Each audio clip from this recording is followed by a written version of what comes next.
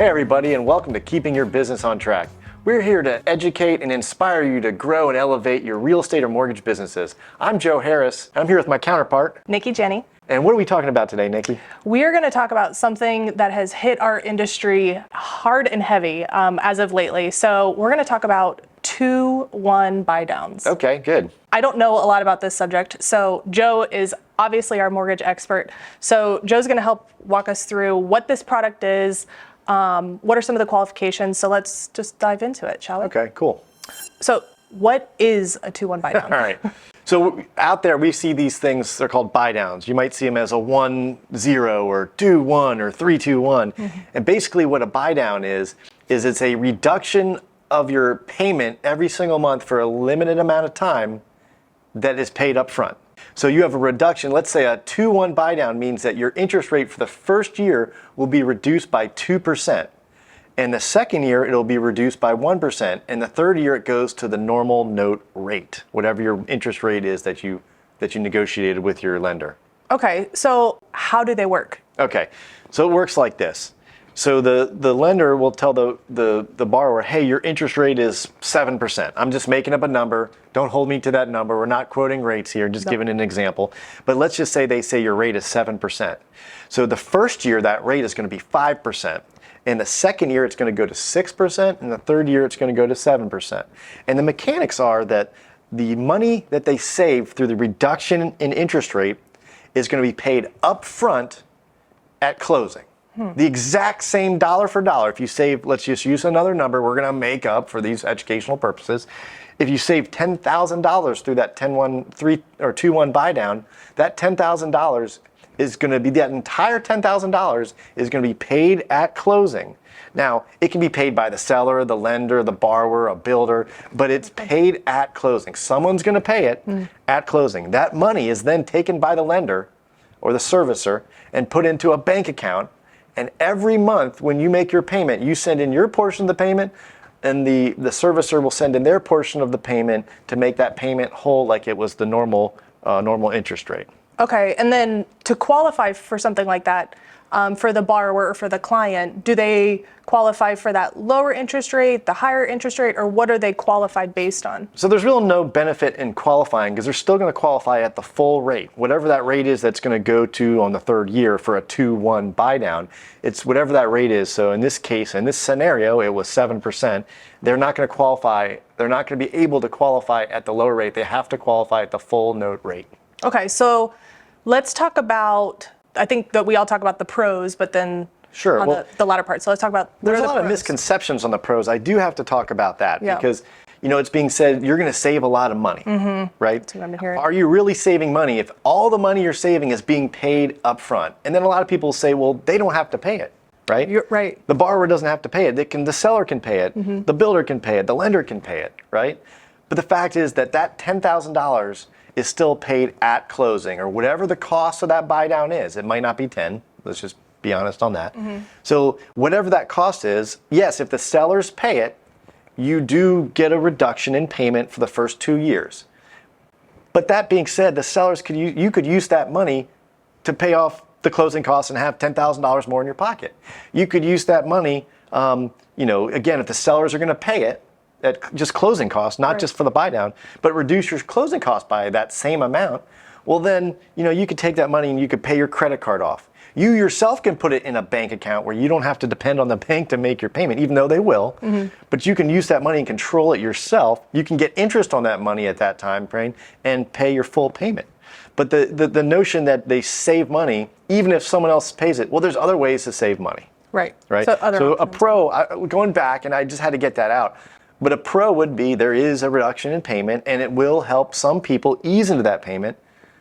But then I go to the con side, if they're used to I'm just going to make numbers up again. If they're used to a specific payment, right? And as that payment graduates, well, are they going to go out and make decisions on the lower payment and get more debt or more expenditures based on that? As their payment goes up, are they going to be used to the old payment and then they're going to go further in debt? Or are they going to truly be graduated and be disciplined enough to go into that higher payment? That's a good point. Right. Yeah, I think a lot of times people could just consumers in general don't think about it on Right. that scope of mind as well. But I'll go back to the pros because Yeah. this is not an evil, bad, nefarious thing. So who could benefit? Well, if you're going to be in the house short term, right? Okay. Look, I believe rates are going to eventually go back down. Yeah, historically they They go go up and down. Yeah, that It's makes just a sense. function of time, right? Right. So people have to look, well, how long am I going to be in that home? I'm going to be in that home 2 years because I know I have to PCS from Patrick to another base somewhere else if you're military or active duty military. Or I know that my employer, I'm only going to be there 2 years and I got to go somewhere else. Well, if you have an end date to where you know you're going to sell the house, look, short term, it might make a lot of sense because you're going to save that money. But if you miscalculated and you're not in the home for those 2 years, well, then you paid a lot of money up front where that money could have been better spent. Awesome. And then we kind of talked about it as well, but I'll go just with the leading question, the alternative options. So Right. what are specific alternative options for this? Well, I mean, the biggest one that comes to mind, like if the seller's going to pay $10,000 for a 2-1 buy down, that means that they don't really care where that $10,000 go. They're just considering that a seller contribution, as long as the loan type allows it, which most do, and as long as it fits in with the interested party contributions. I know I'm using a lot of jargon. There's a lot of rules to the money that sellers or interested parties can give to the transaction. So as long as that $10,000 is, if the sellers are okay with giving the $10,000, well, then you have other options to use that money. If your closing costs are $10,000, well, that's $10,000 they could pay towards your closing costs. That will reduce your out-of-pocket expense by $10,000, and you can take that $10,000 and do whatever you want with it. If you want to use it for a rainy day, if you want to use it to buy down the interest rate to get a lower interest rate permanent buy down, not a temporary buy down, you could use it to, again, get the money for closing costs and then use that $10,000 to pay off high interest credit card debt. Which is costing you a lot more than the 2% discount you're getting through a 2-1 buy down for the first year. Right, absolutely. So, What is the difference between a permanent buy down and a temporary buy down like the 2-1? okay, that is an awesome question. So, a permanent buy down is typically people hear of points, right? Okay. Have you heard of paying points on a loan? Yes. Okay, so a lot of people will say, I don't want to pay points on the loan, which is just ludicrous because points are a function of math. And what a point does, we'll take, for instance, 1 point. 1 point is 1% of the loan amount. And that 1% is used to be paid at closing to reduce your interest rate for the duration. If it's a 30-year loan, you have a lower rate for the 30 years. And so rule of thumb, and this changes with the market, but a rule of thumb, 1 point or 1% of the loan amount will get you a reduction of about 0.25% in the interest rate. Okay. So a temporary buy down is temporary. It's just that. So it's for the duration. A 2-1 buy down indicates that for the first year it's a reduction of 2% of your interest rate, and the second year it's a reduction of 1%. So what I would urge people to do is take a look at the math. If their loan officers are selling them a 2-1 buy down, but not reviewing the math with them and their options of what they can do with that money that they're going to pay at closing regardless, whether they pay it or someone else does, then that's a travesty. Those loan officers really got to be showing them the difference. Because if you're going to be in that house 10 years, I will tell you this, the same money that would be spent on a 2-1 buy down versus a permanent buy down, it's probably going to make more sense on the permanent buy down as far as savings over time. Yeah. Right? But people just have to understand that there is no such thing as free money out there. Right. So the bank is still getting their money. They're going to get their money. They're still getting their money. It's just a matter of. I like to think about money now versus money later. Right. Personally, I'd rather have money now than money later. I would rather have, depending if I'm going to be in that house long term, I'd rather take that money, that $10,000 we talked about. It's fictitious. Remember, it's just a scenario. I'd rather take that $10,000 and buy down the interest rate. Right? Yeah. If I'm going to be in that house long term, well, that interest rate, I'll have that lower interest rate for the entire term. Right. And so it all goes down to math. This isn't about what's good for us. It's about giving you all the information and making sure you have the information to make an informed decision that's best for you, not best for the lender, right?